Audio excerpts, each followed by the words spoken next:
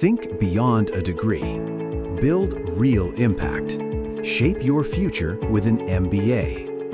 From IILM University. 1 फरवरी को पेश होने वाला बजट उम्मीदों का बजट बन गया है। 1 फरवरी को पेश होने वाला ये बजट ऐसे समय में आ रहा है जब टैक्स पेयर्स पहले ही इनकम टैक्स और जीएसटी में कुछ राहत देख चुके हैं, लेकिन अब सबको अगली बड़ी राहत का तय इंतजार है। चर्चा है कि सरकार स्टैंडर्ड डिडक्शन बढ़ाकर सैलरी क्लास को सीधी टैक्स बचत दे सकती है। वहीं एनबीएफसी सेक्टर के लिए भी नीतिगत सपोर्ट और फंडिंग आसान करने जैसे कदम संभव माने जा रहे हैं। ये बजट ग्लोबल तनाव के बीच में आ रहा है, खासकर अमेरिकी टैरिफ और ट्रेड पॉलिसी से जुड़ी अनिश्चितताओं के भारत के एक्सपोर्ट सेक्टर पर दबाव बढ़ाया है। ऐसे में सरकार अमेरिकी टैरिफ के असर को कम करने वाले कदम उठा सकती है ताकि घरेलू ग्रोथ इंजन धीमी ना पड़े।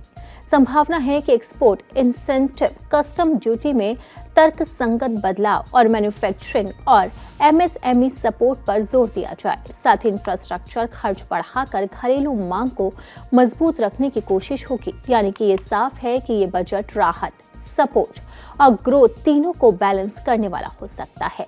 बजट 2026 से हेल्थ सेक्टर को बड़ी उम्मीदें हैं, क्योंकि भारत अभी भी स्वास्थ्य पर बाकी बड़े देशों के मुकाबले काफी कम खर्च करता है। विश्व बैंक के मुताबिक अमेरिका अपनी जीडीपी का 17 से 18% हेल्थ पर ही खर्च करता है, यानी कि प्रति व्यक्ति 12 से 13 हजार डॉलर। जापान 10 से 11 खर्च करता है, जहां प्रति व्यक्ति खर्च 4.5 से 5 हजार डॉलर है और सरकारी स्वास्थ्य व्यवस्था मजबूत मानी जाती है। वित्त मंत्री निर्मला सीतारमण द्वारा पेश किए गए बजट 2026 में भारत की उपभोक्ता केंद्रित कंपनियों के प्रमुखों की कई मांगे शामिल है, जो करों में और अधिक कटौती और मध्यम वर्ग की आय बढ़ाने और उपभोग को बढ़ावा देने के लिए व्यापक उपायों की मांग कर रहे हैं। वित्त मंत्री निर्मला सीतारमण 1 फरवरी को अपना लगातार 9वां बजट पेश करने जा रही है और इस अहम आर्थिक दस्तावेज को अंतिम रूप देने में उन्हें अनुभवी वरिष्ठ अधिकारियों की एक ड्रीम टीम का साथ मिल रहा है।